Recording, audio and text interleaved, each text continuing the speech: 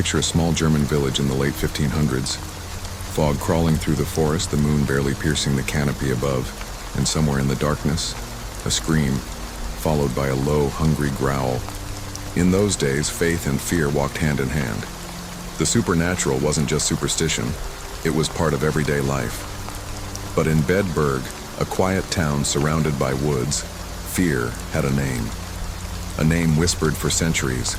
Peter Stumpp, the man history would remember as the Werewolf of Bedburg. For years, Bedburg was haunted by something beyond comprehension. Bodies torn apart, villagers vanishing, children found lifeless. Whatever was prowling in the night wasn't human.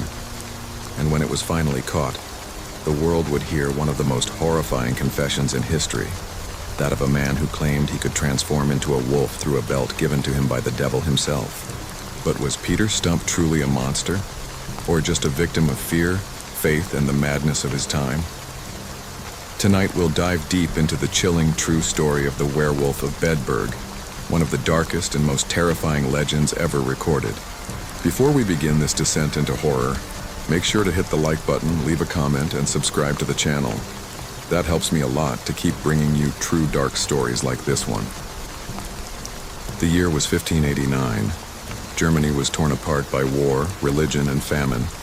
Life was harsh, short, and ruled by superstition. And in that world, when tragedy struck, someone had to be blamed. Bedburg was a small village surrounded by dense, almost impenetrable forests, a perfect setting for tales of demons, witches, and monsters. Farmers spoke of mutilated livestock. Travelers went missing on lonely roads, and hunters swore they saw a creature with glowing red eyes stalking the night, bigger than any wolf they'd ever seen. The villagers began to call it Der Werewolf von Bedburg, the Werewolf of Bedburg, and the authorities took it seriously. Back then, werewolves weren't myths.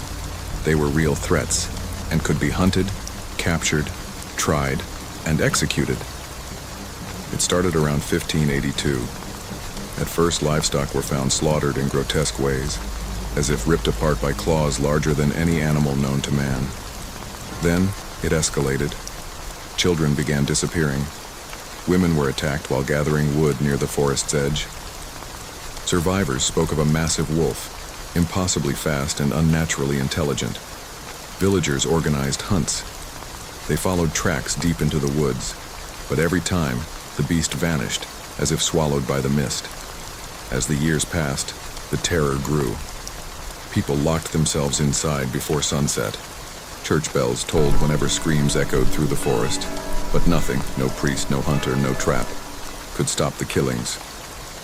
Peter Stumpp was an ordinary farmer, known to everyone in Bedburg. He lived alone after losing his wife, working his land quietly. To most, he was just a man like any other, maybe a little strange, but harmless. Until one night, a group of hunters finally cornered the monstrous wolf. They chased it for miles through the forest until suddenly it vanished. And right there, in the very spot where the creature had disappeared, stood Peter Stumpp, panting, covered in blood, holding his tattered clothes. The hunters didn't hesitate.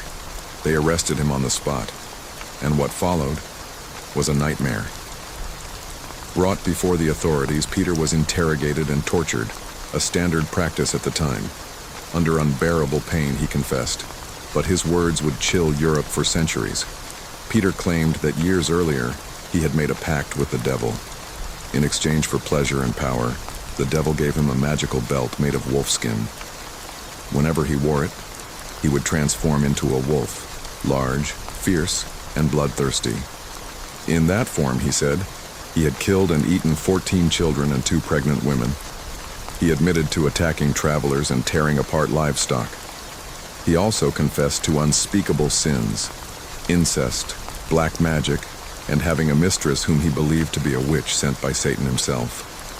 The confession spread across Europe like wildfire. Pamphlets were printed describing him as the monster of Bedburg, the devil's own werewolf, the beast of Germany. It was said that even priests and nobles trembled as they read the accounts. In October of 1589, Peter Stumpp was sentenced to death. But his execution wouldn't be a simple one. It would be an example, a public spectacle meant to drive fear into every soul. Thousands gathered in Bedburg Square to watch. Peter was tied to a wheel of torture. His flesh was torn with red-hot pincers. His bones were smashed with iron rods. And finally, he was decapitated. His head was placed on a tall wooden stake. Above it, they mounted the figure of a wolf to remind everyone of the evil that had walked among them. His mistress and daughter were executed beside him, accused of witchcraft and complicity. And the belt, the magical wolfskin belt that supposedly allowed his transformation, was never found. Centuries later, historians began to question the story. Was Peter Stumpp really a werewolf? Or was he simply a man caught in the hysteria of witch hunts and religious terror?